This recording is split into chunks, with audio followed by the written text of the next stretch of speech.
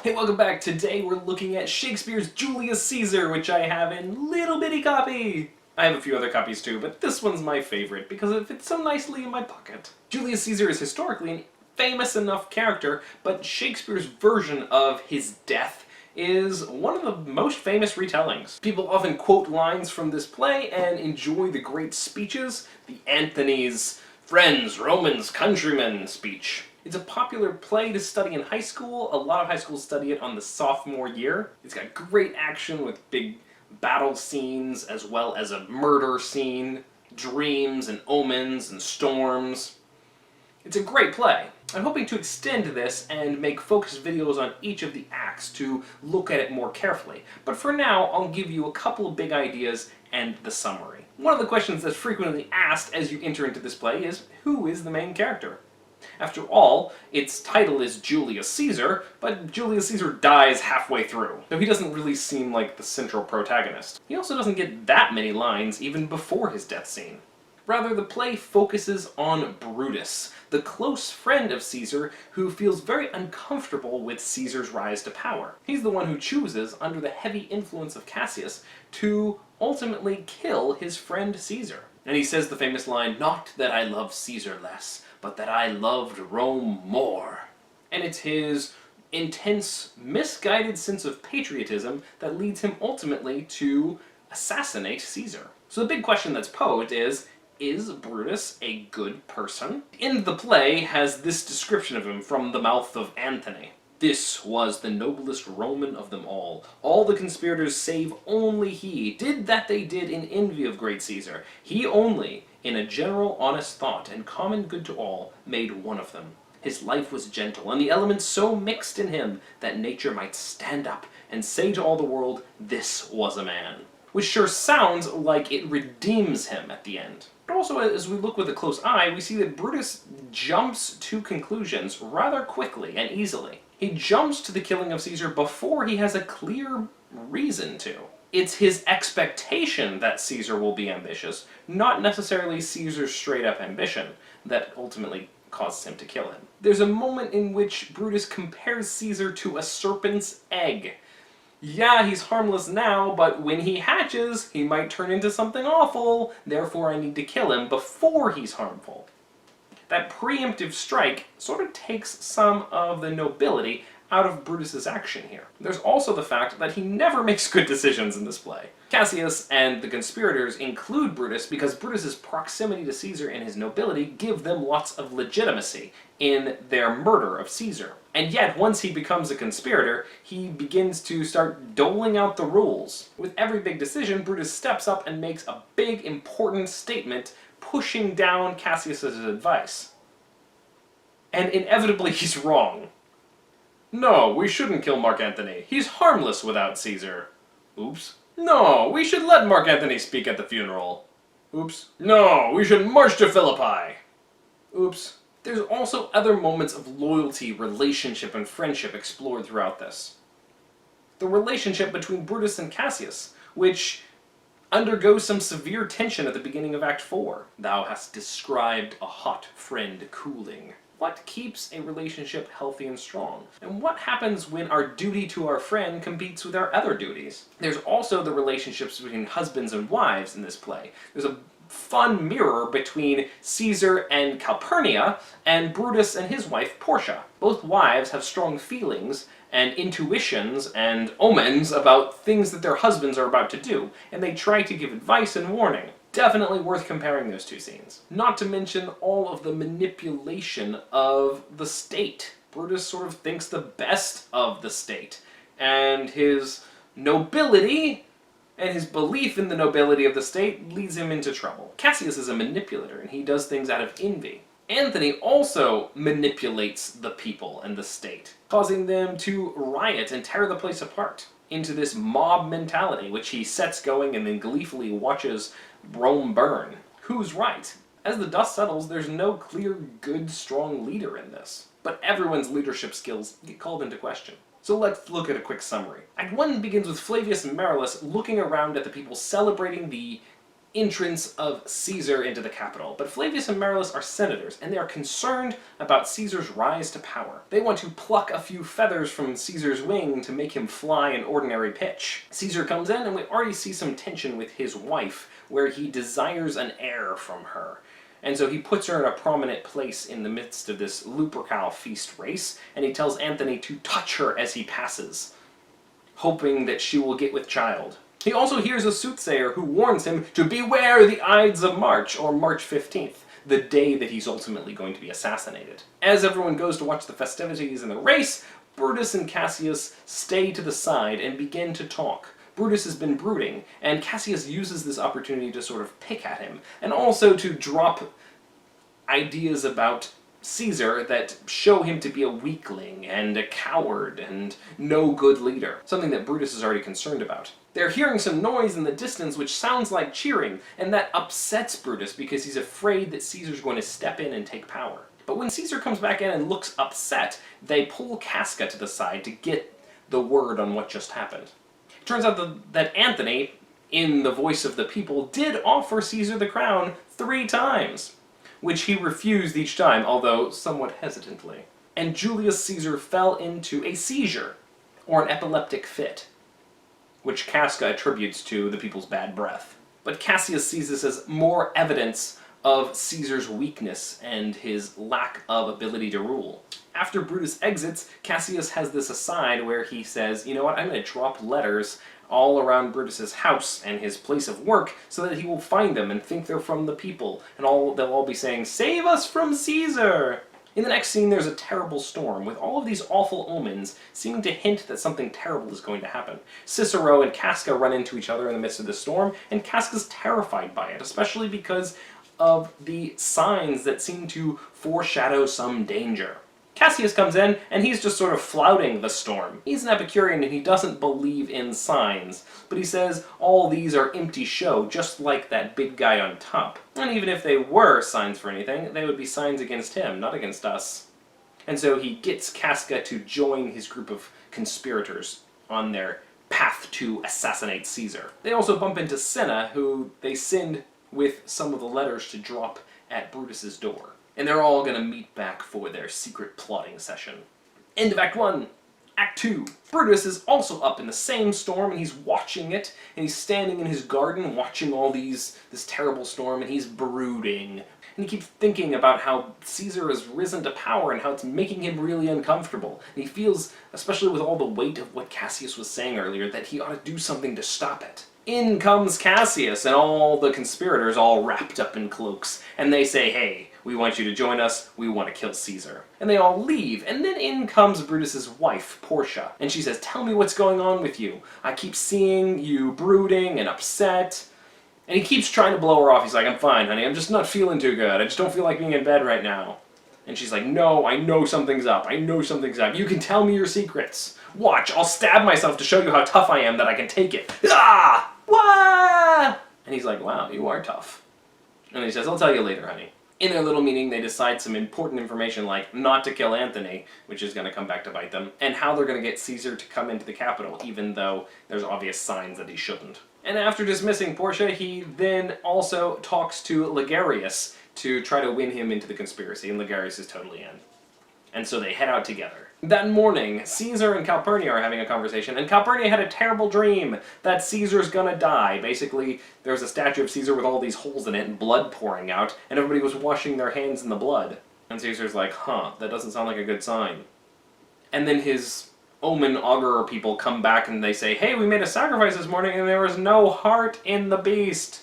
That's a bad sign." But Caesar's really pompous and being like, "I'm so tough, I'm so tough. I'm going to the capital anyway." But finally Calpurnia talks him out of it, and he says, "Fine, I'll do it for you." But when Decius, one of the conspirators, shows up and says, "Hey, Caesar, you ready to go?" Caesar's like, "I'm not going to work today." And Calpurnia's like, "He's calling in sick!"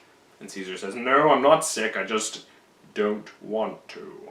Then Decius begins to flatter him, and also tell him that all the senators want to give him the crown, and he needs to go into work today. And then he reinterprets Calpurnia's dreams and the omens to say that actually they're good signs that he's going to give life to Rome. Just in that moment, all the other conspirators show up to walk Caesar to the Capitol. And Caesar's like, I'm surrounded by friends. Meanwhile, there's a guy named Artemidorus who's figured out about the conspiracy, and he's trying to write Caesar a note really quick to tell him about these men who want to kill him. Maybe he can slip it to Caesar on his way to the Capitol. Portia's also all worked up back at home, and she's like, Brutus is doing a really big thing! I can't take it! Act 3.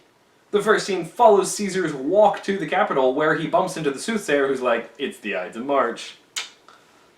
And he bumps into Artemidorus, who's like, read my paper! But Trebonius is like, no, I got something more important, and shoves Artemidorus out of the way. And there's a few other little scares there, but they finally get him to the Capitol, and they all stand before him and say, hey, we've got really important business. We want you to unbanish Cimber. And Caesar's like, no, I never change my mind. I am constant as the North Star, of whose true fixed and resting quality there is no fellow in the firmament. And then as they all kneel in front of him, they stab him! Starting with Casca, but also ending in Brutus. And as Brutus stabs him, Caesar says, et tu, Brute, then falls Caesar. Seeing that his own friend has killed him, he keels over and dies. The rest of the senators who were not part of the conspiracy are, of course, naturally terrified, but Brutus is like, no, we're not this isn't a bloodbath. This is a sacrifice for Rome. And then they all wash their hands in Caesar's blood so that they can show that they killed Caesar and they did it for Rome. A servant rushes in and says, hey, Mark Antony's like, what's going on? Can he come in and talk to you guys? And they say, yeah, come on in, because we're not going to hurt him. Antony comes in, and obviously he is shaken by the death of Caesar, but he's also very quick, a lot quicker than they gave him credit for. He seemed like a little toady of Caesar's before, but now we see him as much more manipulative and capable than they realize. Although he's grieved by the death of Caesar, when Brutus says, we had good reasons, Antony's like, okay, I accept that, and I will take your hand and shake your hands and follow you instead. And Brutus is like, see, it's all fine. And then Antony says, hey, I want to speak at the funeral. Is it okay if I speak at the funeral? And Cassius is like, no! And Brutus is like, yeah, no, that'd be good. That'll, see, if we let Caesar's friends speak, it'll make it seem like, you know, we're honoring him more. But you're only gonna say nice things about us, right? Right? And Antony goes, okay. The conspirators exit, and Antony's going to carry the body out. And before he does, though, he speaks to it and says that he asks forgiveness from the body for shaking hands with these conspirators, and then he says how he's going to just burn Rome. He's going to tear the place apart with bloodshed and violence for this act. In comes a servant who is here to announce that Octavius Caesar, the nephew of Julius, is coming to town to see Uncle Julie. Oh, he's dead! And Antony's like, you know what, you should probably wait a few minutes to kind of check the temperature of things before he comes in. But good to know he's here. Scene 2 is the funeral scene, which is the big turning point here. The citizens are like, why'd you kill Caesar? And Brutus says, we did it for you and for Rome because he was ambitious. There's also this wonderful tension between these two speeches. Brutus's speech is done in prose. Normally, Brutus is pretty eloquent throughout the play, but here, his speech is in prose. Whereas Antony's speech is a masterpiece of language. It is not only written in poetry, but is also brilliantly manipulative and ironic. And Brutus says, we'll give you more reasons as we go, but first, listen to Antony give a speech about Caesar. And Brutus and Cassius exit while the people listen to Antony. And the people are completely wowed by Brutus, and they're like, Brutus is the best now! We totally are on his side. I hope Antony doesn't say anything bad about him. And Antony begins this fantastic speech by talking about how Brutus and Cassius said that Caesar was ambitious, and they're noble men, so it must have been true. And then he lays out all this evidence that clearly shows that Caesar was good and noble and didn't have any ambition at all. In fact, he was generous to a fault towards the people of Rome.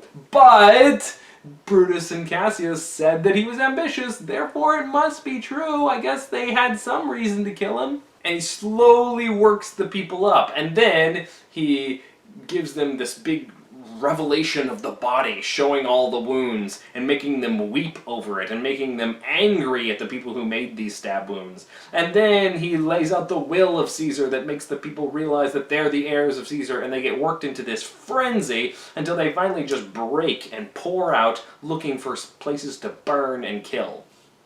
Particularly aimed towards the conspirators, but really, anybody in their path is in trouble. As we see in scene 3, where Cinna the poet is like, I was going to the funeral, but then all of a sudden he gets tackled by these citizens who say, your name's Cinna, we'll kill you! But he's like, I'm the poet, not the conspirator! But they're like, who cares? Kill him anyway! This mob mentality thing going on. Meanwhile, Octavius has just arrived, and he's come in, and Antony and Octavius are sitting pretty, while Brutus and Cassius are run out of town. Act 4 shows another side of Antony as well, as he and the other triumvirate who are sitting ruling, Octavius, Antony, and Lepidus, are making decisions who to kill, including close family members. There's kind of a ruthlessness about their language immediately here that shows again that Antony is not the cushy, generous person that he pretends to be in his speech to the people. Meanwhile, there's trouble back at home between Brutus and Cassius, as they have rallied these two armies to try to fight against Antony and Octavius,